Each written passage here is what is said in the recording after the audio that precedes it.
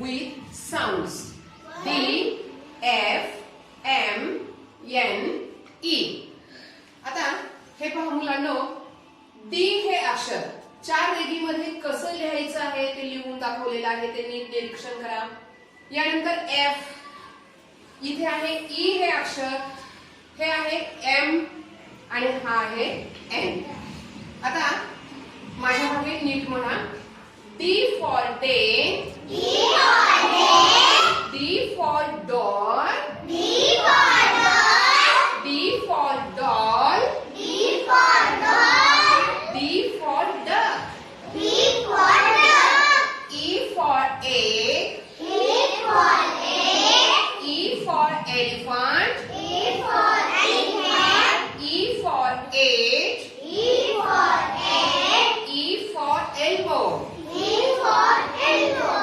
F for fox. F for fan. F for fish. F for farmer. M for mug. M for mango. M for mat. M for mobile. N for nurse. N for nail. N for nest. N for nose.